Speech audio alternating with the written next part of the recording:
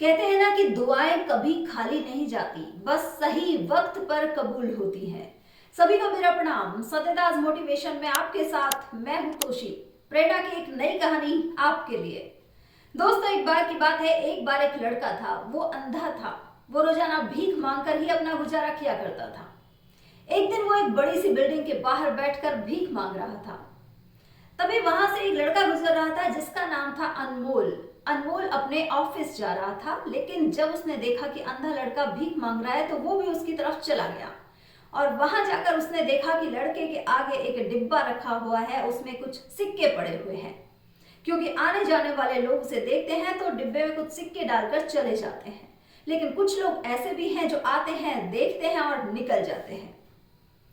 अनमोल ने देखा कि लड़के के पीछे एक बोर्ड रखा हुआ है और बोर्ड पर लिखा हुआ है कि मैं अंधा हूं, मेरी मदद कीजिए।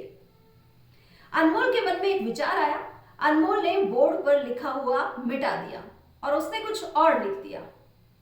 और उसने भी डिब्बे में कुछ पैसे रखे और अपने ऑफिस चला गया। शाम को जब वह अपने ऑफिस से लौट रहा था तो उसने सोचा कि एक बार उस लड़के के पास चला जाए, देखते हैं आज सुबह जो परिवर्तन किया था क्या उसका कोई असर हुआ है या नहीं। अनमोल अंधे लड़के की तरफ बढ़ता है। जैसे ही वहां पहुंचता है वो लड़का अपनी जगह से खड़ा हो जाता है और कहने लगता है कि भैया, आप तो वही हैं जो सुबह बोर्ड पर कुछ लिख कर गए थे। मैंने तो आपको आपके पैरों की आहट से ही पहचान लिया। भैया, आप ये बताइए कि आप सुबह ऐसा क्या लिख कर गए थे कि आज सुबह से जो भी कोई आ रहा है मुझे कुछ ना कुछ देकर ही जा रहा है। अनमोल मुस्कुराने लगा और कहने लगा कि तुम्हारे बोर्ड पर पहले लिखा हुआ था कि मैं अंधा हूं, मेरी मदद कीजिए। मैंने वो मिटा दिया और मैंने लिख दिया कि आज का दिन बड़ा ही खूबसूरत है, लेकिन मैं देख नहीं सकता। बस यही फर्क था। तो दोस्तों, अनमोल ने जो लिखा वो एक नई सोच थी और उसकी सोच में पॉजिटिविटी थी। आने जाने वाले लोग जब उसे पढ़ते थे तो उनके अंदर भी पॉजिटिविटी का संचार होता था और वो अंधे लड़के को कुछ ना कुछ देकर जाते थे।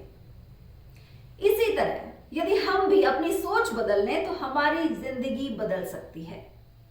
हमें भी अपनी सोच में पॉजिटिविटी रखनी चाहिए, इससे हमारे आसपास पॉजिटिविटी बनी रहती है।